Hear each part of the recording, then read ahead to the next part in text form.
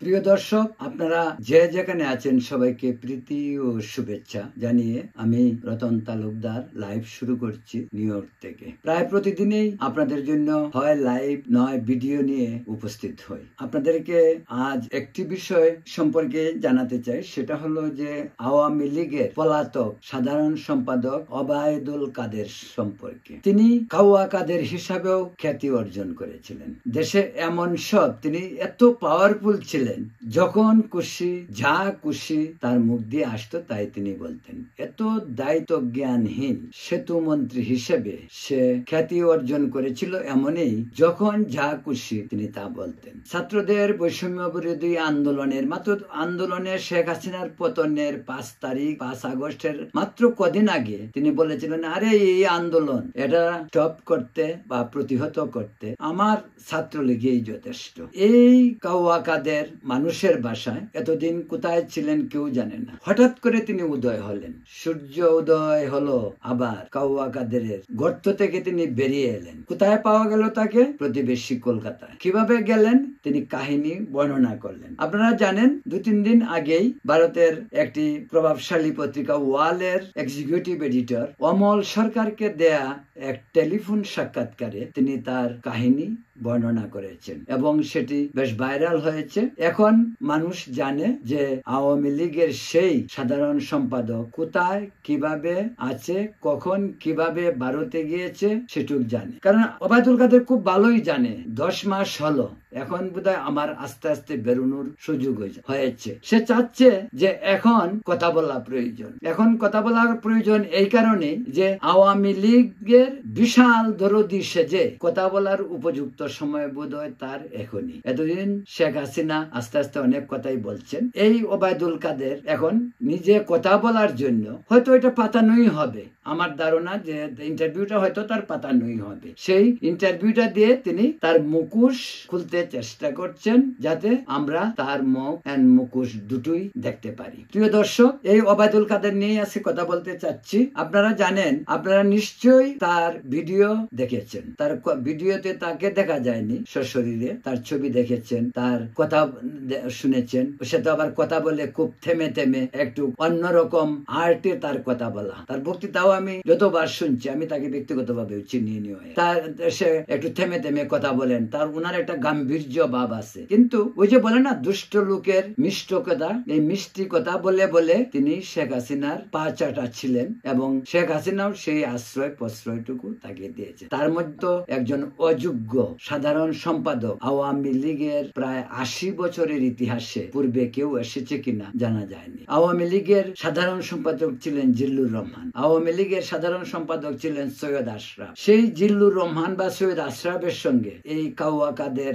কোন মিল কি আপনারা খুঁজে পান? হ্যাঁ, একদিকে খুব পারদর্শী সে, যে চামচামি আর পা কিভাবে চাটতে হয় সেটা তিনি খুব ভালো করেই জানেন। আর পা চাটা যেহেতু শেখ হাসিনাও পছন্দ করেন, সেই জন্যই এই ওবায়দুল কাদের সমস্ত সুযোগ সুবিধাগুলি তিনি নিয়েছেন। তিনি আওয়ামী লীগের সাধারণ সম্পাদক একবার না 2বার হয়েছেন। দুর্নীতির মহাশীর্ষে ছিলেন তিনি। তার হাতে একটা ঘড়ি থাকতো, এখন তার হাতে সেই ঘড়ি আছে কিনা জানি না। তার হাতের ঘড়ির দাম হলো 2-3 লক্ষ টাকা। তিনি ওবায়দুল কাদের, তিনি আওয়ামী লীগের নেতা, তিনি বঙ্গবন্ধুর আওয়ামী লীগের নেতা এবং শেখ হাসিনা তাকে এই সুযোগটুকু এই অযোগ্য অতর্ব ওবায়দুল কাদেরকে দিয়েছিলেন। কারণ শেখ হাসিনা জানেন ওবায়দুল কাদের তার বাড়ির বাসা চাকরের কাজটি অত্যন্ত দক্ষতার সঙ্গে করতে পারবে এবং ওবায়দুল কাদের সেই কাজটি ঠিক মতোই করে গেছে। তিনি জানেন কিভাবে চামচামি করতে হয়, তিনি জানেন কিভাবে ভণ্ডামি করতে হয়, তিনি জানেন কিভাবে শেখ হাসিনার সঙ্গে ব্ল্যাকমেল করা যেতে পারে। আমি ওবায়দুল কাদেরকে মনে করি নতুন ফরম্যাটে 21 শতাব্দীর এই শতাব্দী পার হচ্ছে, প্রায় 21 শতাব্দীর খুনি খন্দকার মুস্তাক। আমি খন্দকার মুস্তাকের সমস্ত চরিত্রটাকে ওবায়দুল কাদেরের কাছে দেখতে চাই। আমি খন্দকার মুস্তাকের ফেস এবং ওবায়দুল কাদেরের ফেসকে খুব মিল দেখতে পাই। আওয়ামী লীগে এখনো যে ওবায়দুল কাদেরের খন্দকারের মতো খন্দকার মুস্তাক থাকতে পারে তা ভাবতে অবাক লাগে। প্রিয় দর্শক, আওয়ামী লীগের একটি গৌরবময় ইতিহাস আছে। মুক্তিযুদ্ধের দল, বঙ্গবন্ধুর দল, শেখ হাসিনার নেতৃত্বে আওয়ামী লীগ অনেকাংশে ম্লান হয়েছে। আওয়ামী লীগ তার গৌরব, আওয়ামী লীগ তার ইতিহাস শেখ হাসিনা ধুলায় লুণ্ঠিত করেছেন। বঙ্গবন্ধুকে করেছেন লাঞ্ছিত, বঙ্গবন্ধুকে করেছে তার স্মৃতিকে ধুলায় লুণ্ঠিত। শুধু তাই নয়, এমনকি বঙ্গবন্ধুর 32 নম্বরের যে বাড়ি, যেটা আমাদের আইকন, যেটা ইতিহাস, যেটা মুক্তিযুদ্ধের জ্বলন্ত একটি সূর্য, সেই 32 নম্বর পর্যন্ত ভেঙ্গে ফেলা হয়েছে, আগুন দেওয়া হয়েছে। সেই সমস্ত কারণেই বলছি যে শেখ হাসিনার 16 বছর নৈরাজ্যই শুধু ছিল না, শেখ হাসিনার 16 বছর লুটপাটই শুধু ছিল না, শেখ হাসিনার 16 বছর শুধু ফ্যাসিস্টই ছিল না। শেখ হাসিনা বঙ্গবন্ধু কন্যা হয়ে শেখ হাসিনা আওয়ামী লীগ, বঙ্গবন্ধু এবং একটি দল, একটি দেশকে ধুলায় লুণ্ঠিত করেছেন। যে কারণে আজকে শেখ হাসিনার যতটুক শাস্তি হওয়া উচিত ছিল ততটুক শাস্তি হয়েছে। শাস্তি আইনের মাধ্যমে কতটুক হবে বলা মুশকিল, কিন্তু এই নির্লজ্জতা, আমি মনে করি দেশ ত্যাগ, নির্লজ্জতার মতন দেশ ত্যাগ, এটি সবচেয়ে বড় শাস্তি। যারা শেখ হাসিনার প্রতি অত্যন্ত শ্রদ্ধাশীল, আমি নিজেও শ্রদ্ধাশীল, আমি বলবো, কিন্তু বঙ্গবন্ধুর স্মৃতিকে শেখ হাসিনা যেভাবে ভুলুণ্ঠিত করেছেন তার কন্যা হয়ে, সেটা বিরল ঘটনা। ওবায়দুল কাদেরের মতন একজন ব্যক্তিকে আওয়ামী লীগের একাধিকবার সাধারণ সম্পাদক করার যে ঘটনা ঘটেছে তা অত্যন্ত দুঃখজনকই না, শুধু অত্যন্ত বেদনাদায়ক বলবো। শেখ হাসিনা বুঝেনি, কিন্তু আওয়ামী লীগের নেতা কর্মী তৃণমূল পর্যায়ে তারা রন্ধ্রে রন্ধ্রে টের পেয়েছে। প্রিয় দর্শক, বলছিলাম ওবায়দুল কাদেরের কথা। আপনারা যারা তার ভিডিওটি শুনছেন, সর্বস্ব ডাহা মিথ্যা কথা, সবকিছু ডাহা মিথ্যা বানানো নাটক। ও এত সুন্দর করে নাটক করতে পারে, আপনাকে বিশ্বাস করতে হবে, কিন্তু বিশ্বাসযোগ্য কথাগুলিকে টের পাওয়া যায় কোন কথাটা সত্য, কোন কথাটা। একটা মানুষ 5 ঘন্টা 3 ঘন্টা বাথরুমে কিভাবে থাকে, এবং বাথরুম থেকে তাকে বের করে তাকে একেবারে মাথায় বাংলাদেশের ফ্ল্যাগ লাগিয়ে, শার্ট লাগিয়ে কোত্থেকে তারা নিয়ে গেল, রাস্তায় দাঁড় করালো, তারপর ওইখানে একটা গাড়ি এসে পড়লো, গাড়িয়ে তাকে নিয়ে গেল, সব ভুয়া, এই সমস্ত ভুয়া মিথ্যা কথা। তো ও কোথায় ছিল? ও ছিল আমাদের সেনাবাহিনীর কাছে যে 600 কত লোক ছিল, তো ওদের মাঝে যে সে একজন ছিল না, তার কি প্রমাণ? সে নির্বিঘ্নে ভারতে যেতে পারছে না, কিভাবে পারবে না? উপরে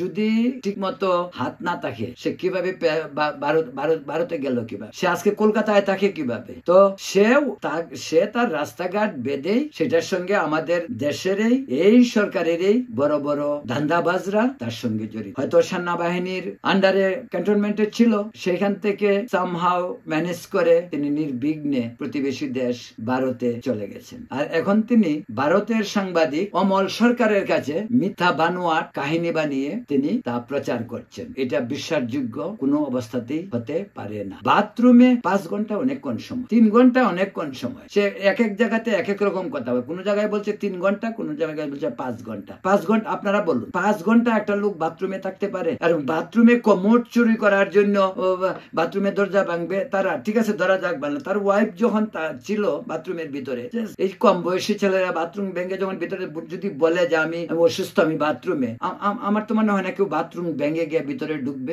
এই সবই তার নাটক। আর সে জানে না তার প্রতিবেশীর বাড়িতে সে যাবে কেন, সেটা জানে না যে ওইখানে চেক করতে পারে। আর একটি বাড়িতে সার্চ করতে হলে, যে বাড়িতে কে আছে লুটপাট করতে কতক্ষণ লাগে? যারা লুটপাট করে তারা কতক্ষণে লুটপাট করে? গণভবন শেখ হাসিনার বাড়িও তো লুটপাট 5 ঘন্টা লাগে না। ওবায়দুল কাদেরের বাড়ি লুট করতে গিয়া 5 ঘন্টা, শুধু সে বাথরুমে 5 ঘন্টা পরে তারা টের পাইলো সে বাথরুমে আছে। বিশ্বাসযোগ্য কথা? এগুলি সব ভুয়া, সবই দান্দাবাজ। সে নিজেও দান্দাবাজ, আর এই সবগুলি দান্দাবাজ। প্রিয় দর্শক, বলছিলাম আওয়ামী লীগের কথা। এই আওয়ামী লীগ একটি ঐতিহ্যবাহী দল। আমি একটি কথা আপনাদেরকে আজকে বলি, না বলার জন্যই মানে যে বলবো না সেটা চাচ্ছি না, বলার যে লোক সেটাও সামলাতে পারছি না। আমি বাম রাজনীতির সঙ্গে জড়িত ছিলাম। আমি ন্যাপ পার্টি করতাম, ছাত্র ইউনিয়ন পরে ন্যাপ করছি। আমি 22 বছর বয়সে দেশ ছেড়ে আসছি, তখন ছাত্র ইউনিয়ন করতাম আমরা। আমি আমার এলাকায়ও আওয়ামী লীগদেরকে দেখেছি, আওয়ামী লীগ, ছাত্রলীগ, তা তো আমাদেরই বন্ধু ছিল। বাবা বিএনপি কে দেখেছি তখনকার সময়। আমি 80-র দশকের কথা বলছি। এই 80-র দশকে তো আমার বাড়ি নেত্রকোনা। আমি নেত্রকোনাতে আমি দেখেছি আওয়ামী লীগের নেতাদের, দেখেছি আমাদের খালেক ভাইকে নির্মম ভাবে হত্যা হতে দেখেছি ফজলুর রহমান আমাদের এমপি ছিলেন, তাকে দেখেছি। আব্বাস খান অত্যন্ত প্রভাবশালী, নেত্রকোনার চকপাড়া এলাকায় বাড়ি, তিনি ছিলেন প্রভাবশালী সাদাসিধে মানুষ। আমি দেখেছি এনআই খান, যার নাম নুরুল ইসলাম খান, উনকে এনআই খান বলা হতো আমাদের নেত্রকোনা নেত্রকোনা পৌরসভার চেয়ারম্যান ছিলেন, তারা আওয়ামী লীগ করত। কি সাদাসিধে মানুষ, কি ভদ্র, কি বিনয়ী, কি তাদের চাল চলন কথাবার্তা সমস্ত কিছু। আমি শুধু নেত্রকোনার এক্সাম্পলটাই দিচ্ছি, আমার সারা বাংলাদেশের এক্সাম্পল দেওয়ার দরকার নেই। আমি শিওর তখনকার সময়ে অন্যান্য জায়গাতেও একই অবস্থা ছিল। তো সেই মানুষগুলিকে আমি দেখেছি, সেই মানুষগুলি। আর আজকের আওয়ামী লীগ, ওবায়দুল কাদেরের মতন আওয়ামী লীগ যখন দেখি তখন লজ্জা লাগে, লজ্জা পাই, ওদের জন্য লজ্জা হয়, করুণা হয়। যে আওয়ামী লীগ আমি নেত্রকোনায় দেখেছি তারা তো প্রভাবশালী ছিল, তারা তো আওয়ামী লীগের প্রেসিডেন্ট, আওয়ামী লীগের সেক্রেটারি, তারা জাতীয় সংসদ সদস্য, নেত্রকোনা পৌরসভার চেয়ারম্যান, সেই সমস্ত লোকজন ছিল। সেই সমস্ত সেই আওয়ামী শেখ হাসিনা সকলকেই চিনি। আমি যে কটার নাম বলছি তারা সবাই কে শেখ হাসিনা ছিলেন, সবাই বঙ্গবন্ধুর সৈনিক ছিলেন। ওরা বঙ্গবন্ধুর সহ কেউ খালেক সাহেব তো বঙ্গবন্ধুর সহকর্মী ছিল বলতে গেলে। আব্দুল মোমেন আমাদের নেত্রকোনার বঙ্গবন্ধুর প্রথম ক্যাবিনেটে খাদ্যমন্ত্রী ছিলেন, আপনারা জানেন। এই সমস্ত লোকজনকে দেখেছি। আর আজকের আওয়ামী লীগ যখন দেখি তখন অবাক হতে হয়, ঘৃণা হয়, সেটা বলতে পারি। আমাদের তখনকার ছাত্রলীগও যখন দেখছি, আমরা যখন ছাত্র ইউনিয়ন করতাম, ছাত্রলীগও দেখছি, নেত্রকোনার ছাত্র লীগের নেতাদেরকেই দেখছি যারা আমাদেরই বন্ধু বান্ধব ছিল। আজকের ছাত্রলীগ তাদের মতো ছিল না। নেত্রকোনার ছাত্রলীগ যখন দেখছি তারা চাঁদাবাজি করেনি, অতি সাধারণ জীবন যাপন করত ওই নেতারা, ছাত্রলীগের নেতারা। তখন একটা অন্য পরিবেশ ছিল। আর এই ওবায়দুল কাদেরের মতন আওয়ামী লীগার যারা, অথচ দেখেন এই ওবায়দুল কাদেরকে কিন্তু আমি চিনি সেই 80 সালে। আমি নিউ ইয়র্কেও তার সঙ্গে দুবার আমার দেখা হয়েছে। আমি কিন্তু তাকে প্রথম চিনি সেই জগন্নাথ হলে। তখন জগন্নাথ হলের নির্বাচিত সেক্রেটারি ছিলেন, জগন্নাথ হল সেক্রেটারি ছিলেন শ্যামল চক্রবর্তী, আমার বন্ধু। নিরঞ্জন সরকার বাচ্চু জয়েন্ট সেক্রেটারি ছিলেন, বা ওখানে আরেকজন ছিলেন ছাত্রলীগের নেতা, সে আমার বন্ধু যাদব বিশ্বাস। তাদের মাধ্যমে কিন্তু আমি এই ওবায়দুল কাদের, রবিউল আলম বা হেমায়ত উদ্দিন আরঙ্গ, আমি তাদেরকে চিনতাম। আমরা ছাত্র ইউনিয়ন করতাম কিন্তু আমি তাদেরকে চিনতাম। এই ওবায়দুল কাদেরকে আমি তখন থেকেই চিনি, কিন্তু লোকটাকে আমি কখনোই বিশ্বাস করতাম না। আমি জানি যে ও বিশ্বাস করার মতন না। তার বহুত বক্তৃতা আমি শুনেছি, তার বহুত কথা আমি শুনেছি, কিন্তু আমি কখনোই তাকে বিশ্বাস করতাম না। রিয়েলি মনে করতাম যে ও ধান্দাবাজ, এবং আওয়ামী লীগের 16 বছরে তার সমস্ত ধান্দাবাজি গুলি সে করে গেছে। আর শেখ হাসিনাকে ডুবানোর জন্য যত কিছু প্রয়োজন সবগুলি এই ওবায়দুল কাদেরের গং, আরো কয়েকজন তার সঙ্গে আছে, তারা সবাই শেখ হাসিনাকে ডুবিয়েছে। যে কারণে আজকে শেখ হাসিনা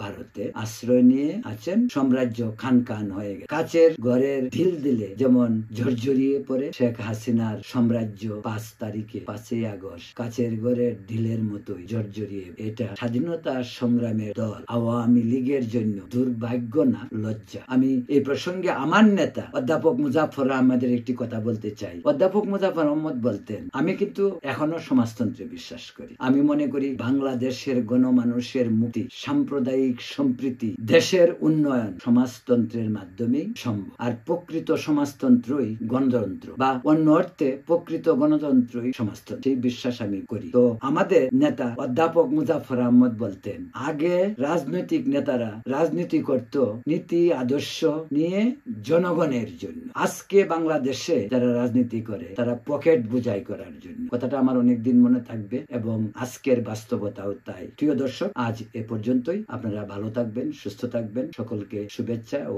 ধন্যবাদ। শুভরাত্রি।